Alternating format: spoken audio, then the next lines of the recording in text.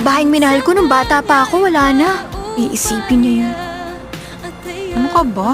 Ay, kung pwede ko lang sana hiramin yung katawan at magandang mukha mo kahit na ngayong araw lang. Teka, Hari.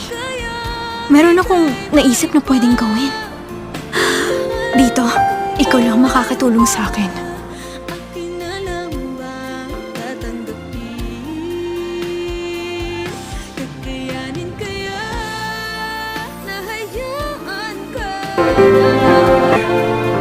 Eugene? Ikaw nga yan. Sorry, ngayon lang ako dumating.